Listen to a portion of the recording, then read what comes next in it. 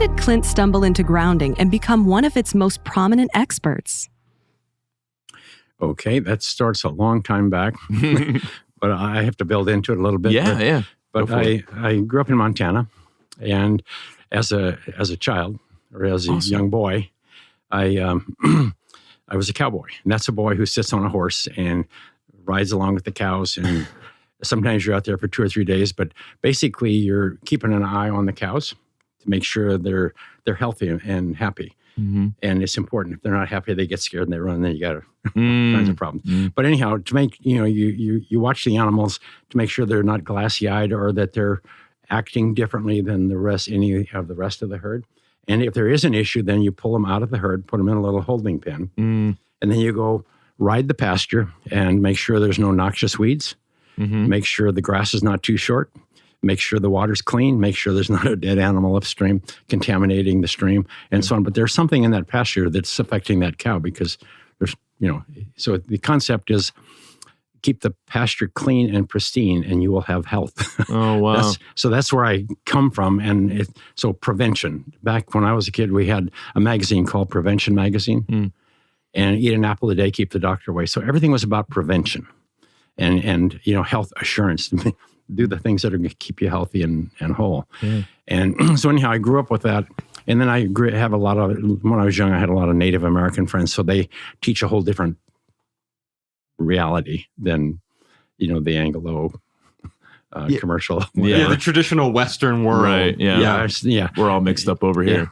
Yeah, and I always tell people, I said, the Native Americans, and these are Native Americans 60, 70 years ago, but, they lived somewhere between the earth and the sky up here. But they're more of a, I don't know if spiritual is their but they're just more connected to nature, connected to each other, and it's a oneness but it's not something that exists in the Anglo world. Yeah. So anyhow, that kind of set the tone for, I was young. That's who I am. Mm-hmm. I'm a naturist, naturalist. If I don't see it in nature, I don't really buy it or believe it. And health is our most natural state, in nature. To be all hobbled up and beat up and sick and whatever, that doesn't exist in the animal world. Yeah. Animals that live in nature, they don't have cardiovascular disease. They don't have lupus, MS, fibromyalgia. Oh, wow. Yeah. Cancer. Cancer rarely exists in the natural world. Okay. On the other hand, animals who live indoors with their owners, insulated from the earth, they manifest the same health disorders as their owners, diabetes, and a host of autoimmune disease, and 50% of them die from cancer, just like their owners. Wow. So I have that little bit of knowledge that to younger people, it's kind of like, excuse me, what are you talking about? But the animal world is where I draw a lot of, and nature is where I draw a lot of information. But anyhow, after growing up in that environment, I fell in love with the cable television industry. And the reason was because I was living in Montana where we had one station or two stations.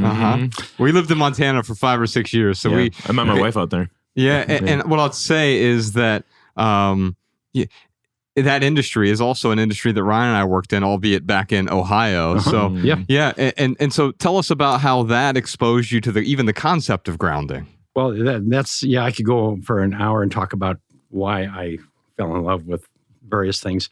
I was one of the first people to ever put data over satellite and feed it to a personal computer. But anyhow, that whole industry, aside from all of what was driving me, was it's an industry where everything has to be grounded to prevent, to maintain electrical stability, to prevent static noise, like the cable lines, telephone cable, whatever, the wind blows, there's dust that creates static charges.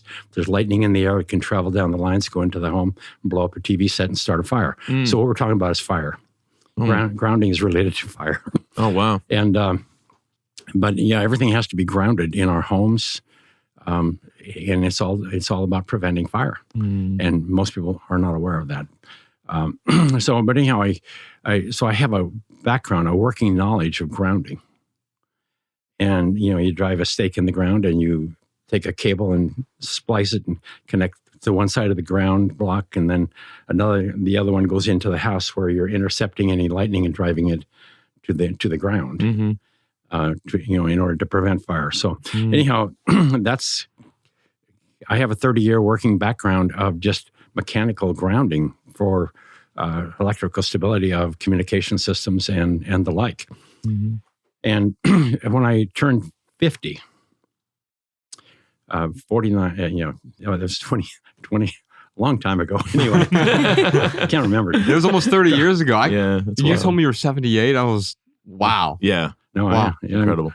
So, but anyhow, when I was about 49, I went and had a root canal done. Mm. And about a month later, I started turning yellow and getting sick, and nobody knew that it was related. But anyhow, I ended up in the emergency room after 30 days. The docs kept testing. Every week they would run a test. Then I'd go back and say, well, it's not that. So then I was getting sicker and sicker. And so they didn't really know what it was. They thought it could have been hepatitis, but they couldn't validate that. So anyhow, I got really sick, and I ended up in the hospital. Or in an ICU or emergency room, whatever. Mm-hmm. Ended up with all of the above. Yeah. Anyhow, I went in and they put me in a CAT scan and found out I had an abscess in my liver. Mm. And they asked me if I had been bitten. I said no. They said, have you had any dental surgery? I said yes, because the bacteria they cultured was from the mouth. Oh, wow. And so anyhow, while I was in the CAT scan, they stuck a big needle about 12 inches long into my side right here and pushed it into the liver and drained all of the abscess from the liver. Mm. And it was a lot of pain anyway. But anyhow, the next morning they came in a infectious disease doc, because that's who they had assigned me to. They said, well, we got some good news and the bad news. We know what it is. Mm-hmm. It was from your dental thing and so on. Mm-hmm. And the bad news is that you are only 49 and you're young enough to get a new liver. You're not an alcoholic or anything, but you don't have time.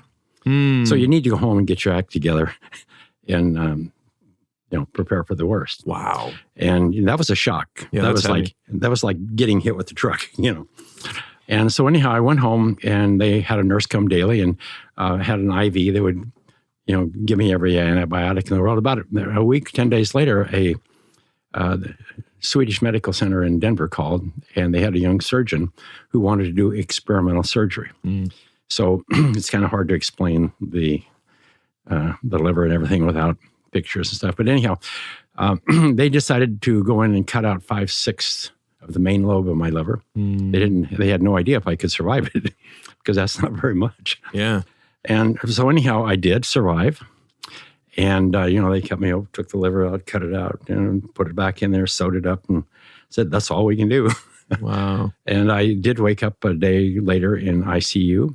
And there's a whole story that goes with that, but not here. And so anyhow, I went home, a few days later, and it took me several days to be able to walk, to the bathroom. Wow. No energy. Mm-hmm. And then so every day, I just one more step every day, whatever. So I eventually was able to walk a mile. And 6 months later, my liver grew back 100%. So I have a 20-year-old liver. That's awesome. It's incredible. So anyhow, during that process, that's one of the things I love about your show is through that process, I woke up one morning after recovering, and I looked out the window and I noticed that the pine trees were vibrant. They were energized. Mm. And the sky was a bluer blue, and everything was more energetic. Mm. And I looked around the room, and at the end of the bed, I had a Earl Biss painting, which is a famous Western artist, Native American. And it was like, 4 feet by 4 feet. But I had collected art. I had spent 50 years or more collecting fine Western art. Mm. And I had a 5,000 square foot bedroom, a 5,000 square foot A-frame log cabin. Imagine a ski lodge and full of art, and it's a one-bedroom home.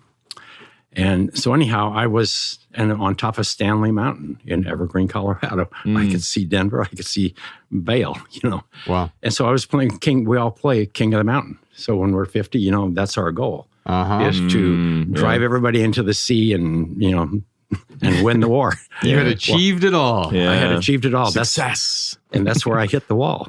Like most men who are 50 years old, they hit the wall. Autoimmune disease, inflammation, cardiovascular, so on. They don't take care of themselves until they have their first heart attack. And so anyhow, that's kind of woke me up, and I looked around, and I realized that everything in my home, all these things I loved and had spent years and years collecting, and I almost died. And what would have happened to them? I know that my kids one of them would have taken this, one of them would have taken that, but the majority of nobody would have wanted it. So he would have donated it or have been given away, thrown away, whatever. And I thought, it was just such a shocking thing to my system. Yeah. That's when I had this epiphany that I never really owned any of this stuff. All I ever did was collect it and take care of it. And my life was about, taking care of these things. It wasn't about my life. It wasn't about doing something worthwhile, even though I had done some things that were worthwhile. But it just, shocked me to the core. So I called all my children. I said, I want you to come and get whatever you would have taken if I would have died. And take it now, and that way it's not, because anything else, I'm going to give it away.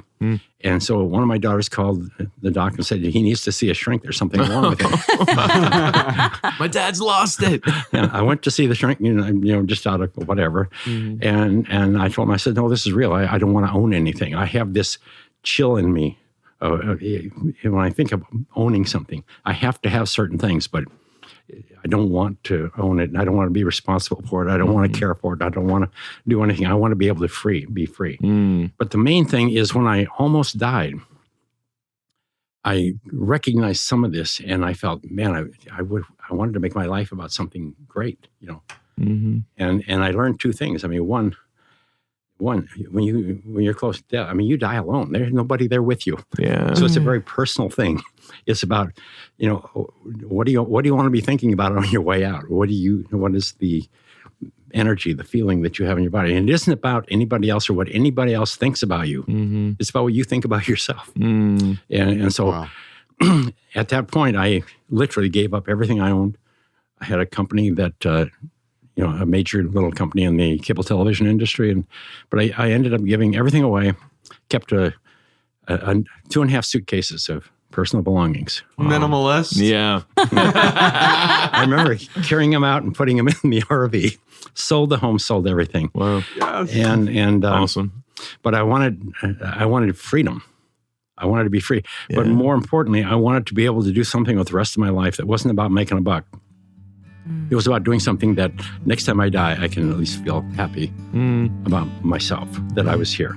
Did you enjoy this standalone Patreon highlight? If so, you can listen to full episodes of the Minimalist Private Podcast, available exclusively on Patreon. Visit patreon.com/theminimalists or click the link in the description. Your support keeps our podcast and YouTube channel 100% advertisement free.